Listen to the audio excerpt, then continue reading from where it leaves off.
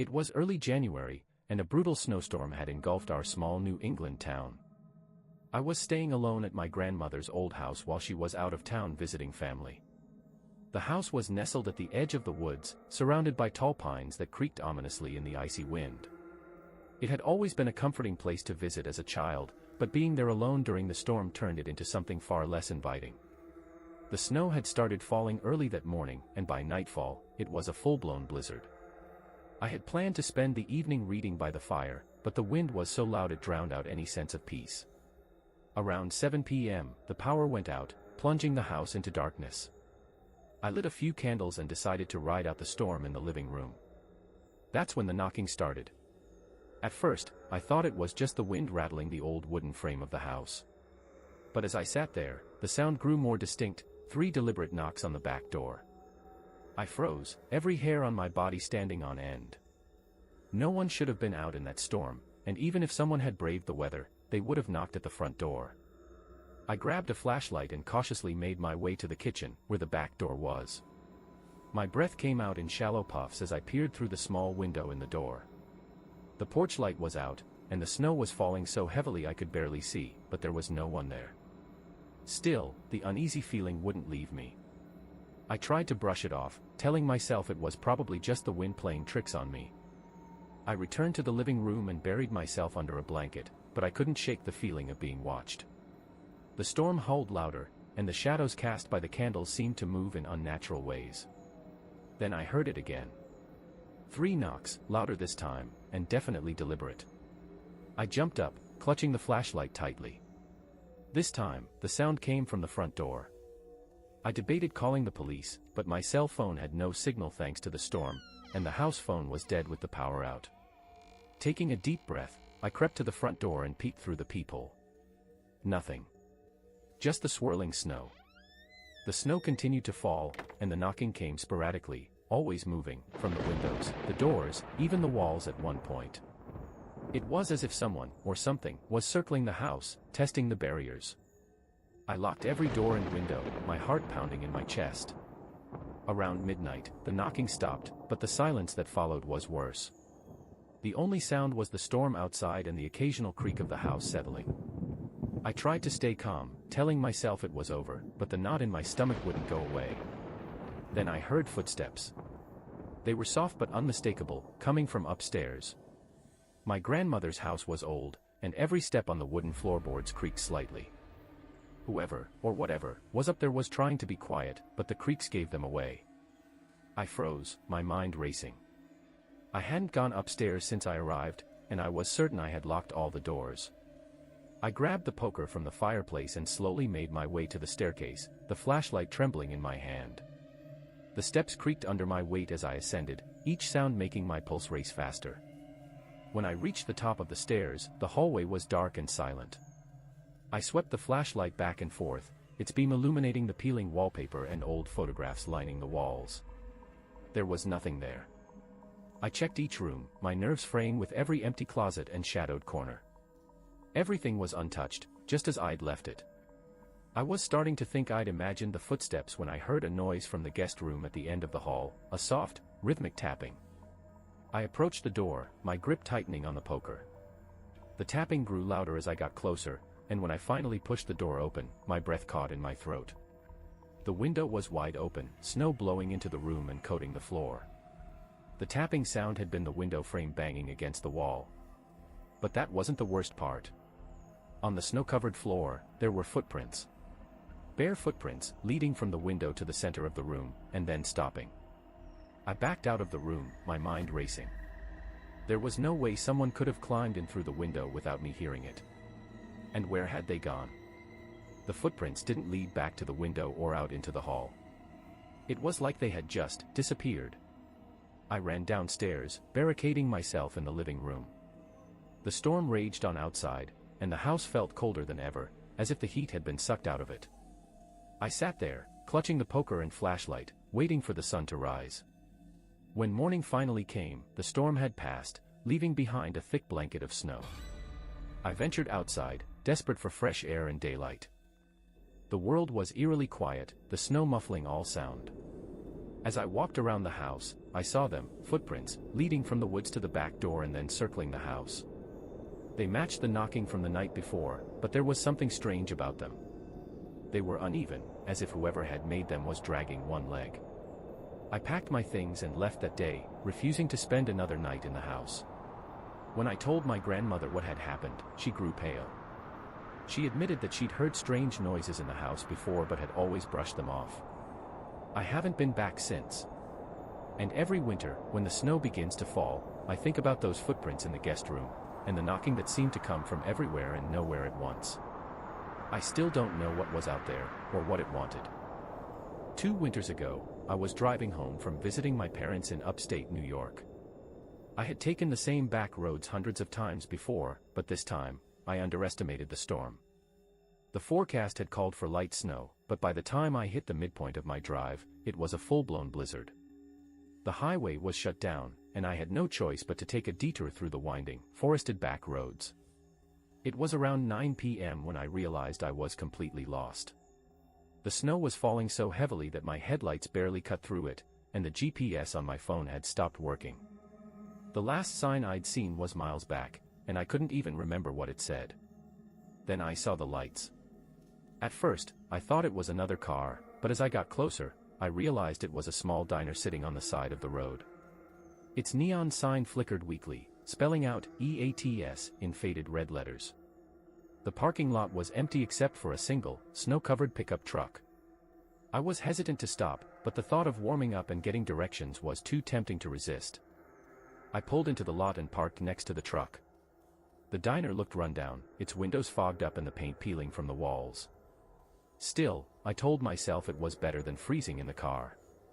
When I stepped inside, I immediately regretted it. The diner was eerily quiet. A few tables were scattered around the room, and a counter lined with stools ran along the far wall. A single waitress stood behind the counter, her back to me as she cleaned a coffee pot. She didn't turn around when I walked in. "Ah, hi," I said, my voice sounding unnaturally loud in the stillness. She turned slowly, her movements stiff and mechanical. Her face was pale, and her eyes seemed unfocused, like she wasn't really seeing me. "What can I get you?" she asked, her voice flat and emotionless. I hesitated. "Just a coffee. And, do you have a map? I think I'm lost." She nodded and disappeared into the back without another word. As I waited, I looked around the diner. Something about it felt wrong. The decor was outdated, like it hadn't been touched since the 1950s, and the air smelled faintly of mildew. The lights flickered occasionally, casting strange shadows on the walls. I couldn't shake the feeling that I was being watched. The waitress returned with a cup of coffee and a folded map. I thanked her and opened the map, but the roads didn't look familiar. It wasn't even labeled properly, just a series of twisting lines with no names or landmarks. "Is this current?" I asked, looking up at her. She didn't answer. She was staring past me, her expression blank. I turned to see what she was looking at, but there was nothing there. Just the fogged-up windows and the snow falling outside. When I turned back, the waitress was gone. I stood up, my heart racing, and walked behind the counter to look for her. The door to the kitchen was slightly ajar, and I could hear faint whispers coming from the other side. It sounded like multiple voices, all murmuring at once, too quiet to make out. "Hello," I called, my voice trembling. The whispers stopped. I backed away, suddenly desperate to leave. I grabbed my coat and headed for the door, but when I stepped outside, I froze. My car was gone. The parking lot was empty, and the snow was untouched, as if I had never parked there. The diner itself looked different, too. The neon sign was off, and the windows were dark. It looked abandoned, like it hadn't been open in years. I turned back toward the door, but it was locked. I pounded on it, shouting for someone to let me in, but the diner remained dark and silent.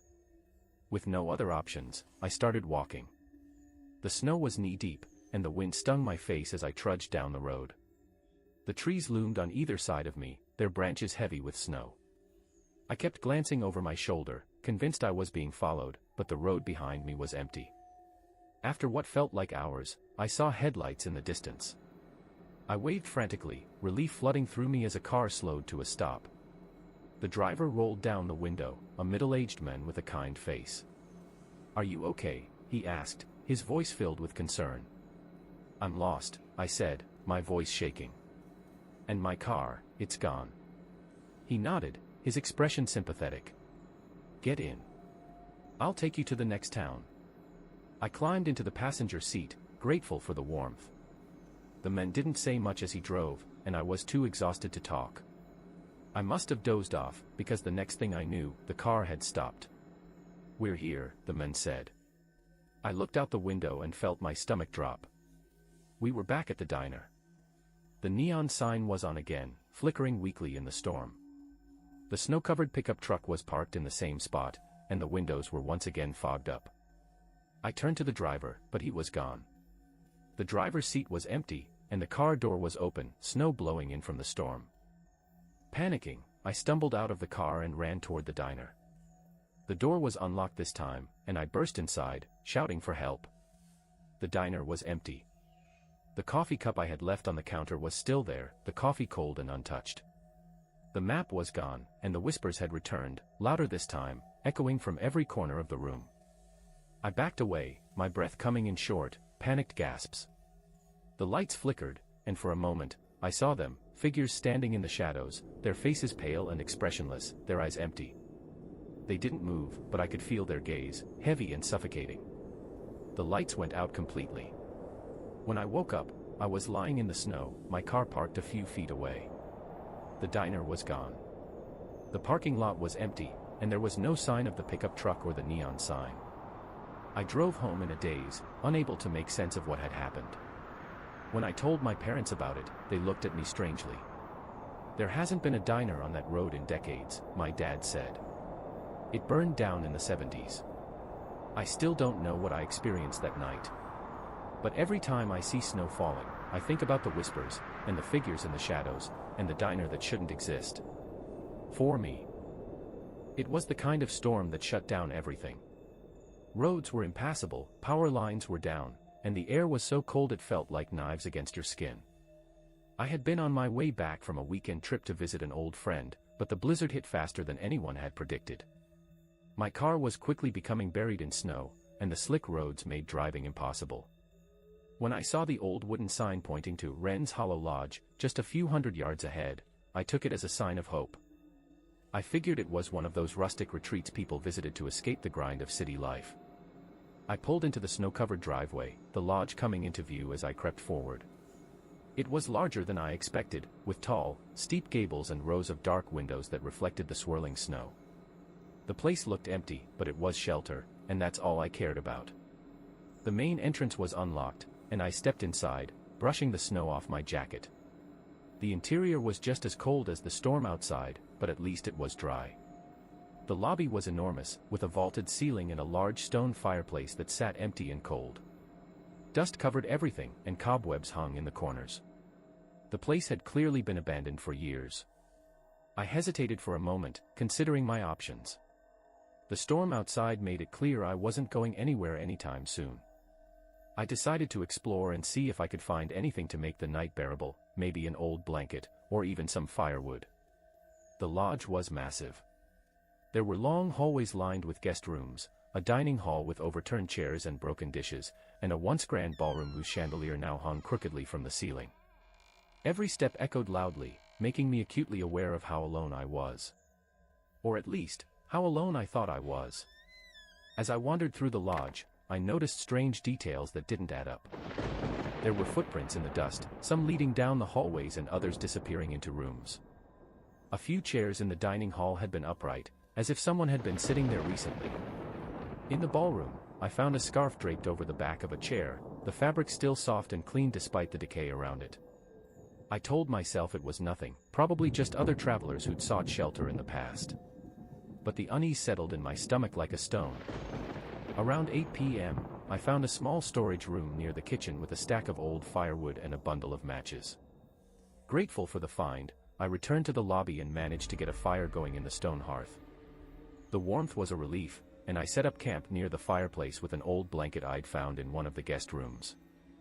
For a while, the storm outside was the only sound. But as the night wore on, I began to hear something else, soft creaks and groans, as if the building itself were shifting. I tried to ignore it, blaming it on the age of the lodge and the force of the wind. Then I heard the footsteps. They were faint at first, almost drowned out by the storm, but they grew louder, more deliberate. I sat frozen, staring at the hallway that led to the guest rooms. The fire cast flickering shadows across the walls, and for a moment, I thought I saw something move at the edge of the light. "Hello," I called out, my voice shaky. No response. The footsteps stopped. I told myself it was nothing, maybe just my imagination or the sound of snow falling off the roof. But I couldn't shake the feeling of being watched. I decided to explore the lodge one last time before settling in for the night, hoping to ease my nerves. As I walked down the hallway, the air grew colder, and the sound of the wind seemed to fade, replaced by a heavy silence. I checked the rooms one by one, but they were all empty. When I reached the end of the hallway, I found a door slightly ajar. Inside was a small sitting room, its walls lined with bookshelves and a large window overlooking the snowy forest. A single chair sat in the middle of the room, facing the window. The chair was rocking. There was no breeze, no reason for it to move, but it swayed gently back and forth, the creaking sound cutting through the silence. I backed out of the room, my heart pounding, and returned to the lobby as quickly as I could. The fire had gone out. I tried to relight it, but the matches wouldn't catch. The air in the room felt heavy, almost suffocating, and the shadows cast by the dying embers seemed to writhe and twist. I decided to leave the lodge and brave the storm, but when I opened the front door, I stopped cold. The snow outside was untouched. My footprints from earlier had vanished, as if I'd never walked through it. And yet, there were new prints, large, uneven ones leading from the woods to the front steps and stopping just outside the door. Panic set in. I slammed the door shut and locked it, though I knew how futile that was. I grabbed my flashlight and barricaded myself in the corner of the lobby, clutching an old iron poker I'd found by the fireplace. The footsteps returned. This time, they were louder, heavier, moving slowly down the hallway toward the lobby. I held my breath, my grip on the poker tightening. The footsteps stopped just beyond the reach of the flashlight's beam. Then I heard it. Breathing. It was low and ragged, coming from the darkness. I shone the flashlight toward the sound, but there was nothing there. The breathing grew louder, closer, and I felt the temperature drop even further. The shadows seemed to close in around me, and I could swear I saw a figure, tall and distorted, with hollow eyes, standing just beyond the edge of the light. And then it was gone. The next thing I remember is waking up in my car. The storm had passed, and the lodge was nowhere to be seen. I drove back to town in a daze, unsure if what I had experienced was real or some kind of fever dream brought on by the cold. But when I got home, I found something on the passenger seat, an old, tattered scarf, the same one I'd seen in the ballroom. I don't know what was in that lodge or why it let me leave.